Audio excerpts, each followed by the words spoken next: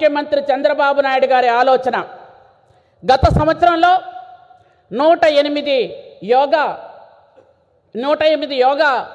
భంగిమలు 108 నిమిషాల్లో 108 సార్లు చేసి వరల్డ్ రికార్డు ఆ రోజు సృష్టిస్తే, ఈరోజు దింసా నృత్యంతో గిరిజన బిడ్డలు 13,000 మంది ఏకకాలంలో చేసి మనకి Guinness book of world record వచ్చిందంటే అది కేవలం చంద్రబాబు నాయుడు గారి ఆలోచనే అని మీ అందరికి కూడా తెలియజేస్తున్నాను. అలాంటి దింసా నృత్యం చేసి పిల్లలందరూ కూడా అందరి మనల్ని అందుకున్నారు.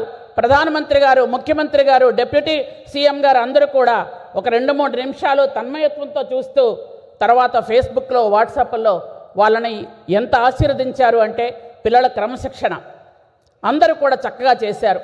అలాంటి డ్యాన్స్ను కూడా మనస్సాక్షి లేని సాక్షి పత్రిక దయచేసి పెద్దలు, ఎందుకంటే ఇక్కడ మాట్లాడుతున్నందుకు దయచేసి మన్నించండి, కానీ ఖచ్చితంగా మాట్లాడాలి.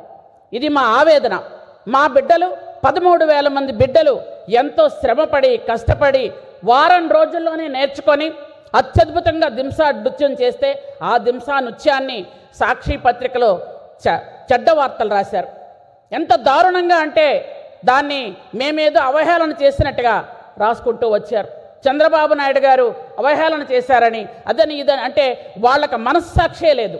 13,000 మంది గిరిజన బిడ్డలు దింసా నృత్యం చేస్తే ఎగతాళి చేస్తూ రాసినటువంటి అలాంటి పత్రికను ఏం చెయ్యాలి అన్నది ఒక్కసారి మనం ఆలోచించాలి.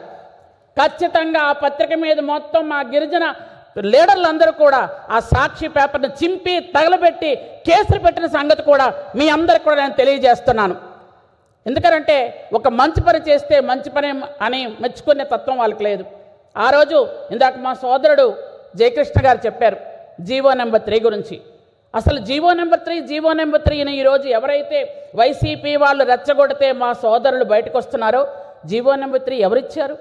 ఇచ్చిందే చంద్రబాబు నాయుడు గారు 2000 సంవత్సరంలో. ఆ జీవో నెంబర్ 3 ద్వారా దాదాపు 5-6 వేల మంది గిరిజనులు ఉద్యోగాలు చేస్తున్నారు. ఈరోజు వాళ్ళందరినీ కూడా రోడ్డు మీద తీసుకొచ్చి ధర్నాలు చేయించడానికి ప్రయత్నాలు చేస్తున్నారు. ప్రభుత్వం మీద ఏదో ఒకటి మనం మచ్చ తేవాలి అనే ఉద్దేశంతో 2000 సంవత్సరంలో జీవో నెంబర్ 3 చంద్రబాబు నాయుడు గారు ఇవ్వకపోతే అసలు జీవో నెంబర్ 3 అనేదే లేదు. ఆ రోజు మా బిడ్డల భవిష్యత్తు కోసం, భావితరాల భవిష్యత్తు కోసం చంద్రబాబు నాయుడు గారు ఆలోచించి జీవో నెంబర్ 3 ఇస్తే, ఆ రోజు 2020లో జీవో నెంబర్ 3 సుప్రీంకోర్టులో కొట్టినప్పుడు మొట్టమొదటిసారి ఉత్తరం రాసింది చంద్రబాబు నాయుడు గారే. ఆ రోజు ప్రతిపక్ష నేతగా ఉన్నారు. జీవో నెంబర్ 3 పోతుంది, 1 నెల రోజుల్లోపు ఖచ్చితంగా కోర్టులో పిటిషన్ దాఖలు చేయాలంటే ఆ రోజు గొడ్డల పార్టీ అధినేత కళ్ళు మూసుకొని 2 సంవత్సరాలు ఊరుకున్న తర్వాత అప్పుడు అప్లై చేస్తారా? అంటే ఆ రోజు మొద్దు నిద్రలో ఉండి, అంటే పల్లెటూరులో ఒక సామెత ఉంది, దొంగలు పడ్డ 6 నెలల కుక్కలు మరిగినట్టు ఆ తర్వాత ఎప్పుడో మాట్లాడుతున్నారు. అంటే అప్పుడు 2020లో పోతే 4 సంవత్సరాలు కాముగా ఊరుకోండి, ఇప్పుడు ఉనికి కోసం గిరిజనులను రెచ్చగొట్టి ధర్నాలు చేయిస్తున్నారు. చంద్రబాబు నాయుడు గారు జీవో నెంబర్ 3కి పూర్తిగా ఆయన సమ్మతంగా ఉన్నారు. సుప్రీంకోర్టులో ఒకసారి పోయిన దాన్ని మళ్ళీ పూర్తి స్థాయిలో గిరిజనులకు అందించాలి అంటే ఏ విధంగా చేయాలి అని న్యాయ నిపుణులతో చర్చించి ఆల్రెడీ ఒక ఐఏఎస్ టీమును కూడా పంపించి అన్ని ఐటీడీఏల్లో వాళ్ళ తాలూకు సమాచారం తెప్పించుకొని ఈరోజు దాని మీద వర్క్ చేస్తుంటే కావాలి అని కేవలంగా గిరిజన యువతని కొంతమంది అమాయకులను రెచ్చగొట్టి చేస్తున్నారు. ఈ వేదిక ద్వారా నేను మా గిరిజన సోదరీమణులందరికీ నేను వివరించి చెప్తున్నాను, దయచేసి చెడు మాటలు విషపు రాతల్ని నమ్మకండి. ఆ రోజు జీవో నెంబర్ 3 ఇచ్చింది మన చంద్రబాబు నాయుడు గారే, ఈరోజు ఆ జీవో గురించి ప్రయత్నిస్తుంది మన చంద్రబాబు నాయుడు గారని మీరందరూ కూడా ఖచ్చితంగా గుర్తుంచుకోవాలి. ఎందుకంటే వాళ్ళకు అలవాటే 16,500 టీచర్ పోస్టులు తీసినప్పుడు సంవత్సర కాలం మొద్దు నిద్రలోనే ఉన్నారు. అందరూ చక్కగా టీచర్ ఉద్యోగాలు చేసుకుంటున్నారు. ఇప్పుడు వచ్చిందట వాళ్ళకి డిఎస్సి తప్పు అని. అసలు గత 5 సంవత్సరాలు నువ్వేం చేసావు? ఒక్క పోస్ట్ అయినా ఇచ్చావా? అసలు డిఎస్సి అంటేనే తెలుగుదేశం పార్టీ అంటేనే సిపిఎన్ అంటేనే డిఎస్సి. ఎన్ని సార్లు తీశారు?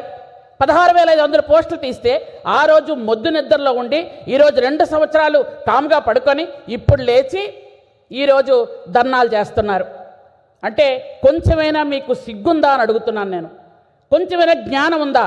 సంవత్సర కాలం పాటు టీచర్లు ఉద్యోగం చేసుకుంటే 16,500 మందినంట ఈయన మళ్ళీ ముఖ్యమంత్రి అవుతాడట, వాళ్ళందరినీ తీసేస్తాడట. అన్నీ పగటకళ్ళు కట్టినాడు. గొడ్డలి పార్టీ అధినేతకి ఎంత దారుణమైన ఆలోచనలు ఉన్నాయంటే తల్లి చెల్లినే మెడపట్టి బయటకు గెంటేసిన వాడు ఆలోచనలు ఇలాగే ఉంటాయి. కాబట్టి దయచేసి అక్కడ బయట ఉన్నటువంటి ఎవరైతే యువత ఉన్నారో యువత కానీ మా గిరిజన సోదరులు కానీ అందరూ ఆలోచించండి. ఈయన సంవత్సరాల తరబడి ఈయన మాత్రం పదవిలో ఉన్నప్పుడు పడుకుంటాడు. పదవి నుండి బయటకు వచ్చిన తర్వాత ప్రతిపక్ష హోదా కూడా లేని ఒక ప్రతిపక్షం అది.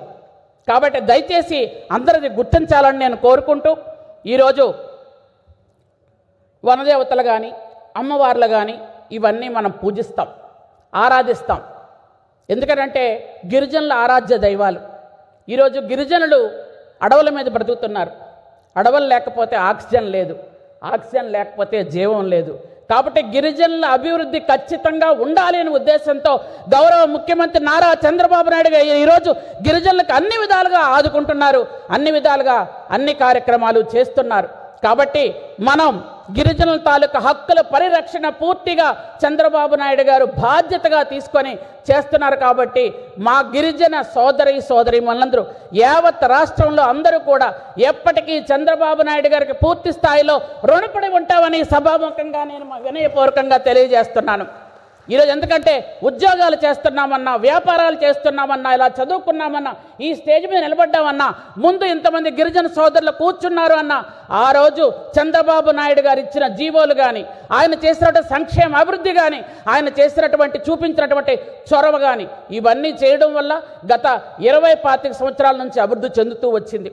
ఈరోజు ప్రతి ఇంటికి ఖచ్చితంగా ఒక వ్యాపారవేత్త ఉండాలి అనే ఒక నానుడితో ముందుకెళ్తున్నాం. కాబట్టి ప్రతి గిరిజన మహిళ కూడా ఈరోజు ఖచ్చితంగా ఏదో ఒక కార్యక్రమం చేయాలని ముందుకు వెళ్తున్నారు. ఇలాంటి కార్యక్రమాలన్నీ కూడా చేసుకుంటూ వెళ్తున్నారు. కాబట్టి మనం అందరం కూడా మా గిరిజన సమాజం అంతా ఎప్పటికీ మీకు రుణపడి ఉంటుంది సార్.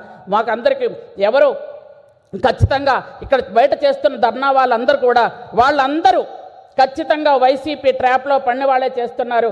దయచేసి మీరు ఏదైతే మా గిరిజనులకు మంచి చేయాలనుకున్నారో దయచేసి మీరు న్యాయ నిపుణులతో ఆలోచించి ఈ కార్యక్రమాలు చేసి మా గిరిజనులకు భావితరాల భవిష్యత్తుకి మంచి భరోసా ఇవ్వాలని ఈ సభాముఖంగా నేను కోరుకుంటూ జై ఆదివాసీ, జై ఆదివాసీ, నారా చంద్రబాబు గారి నాయకత్వం.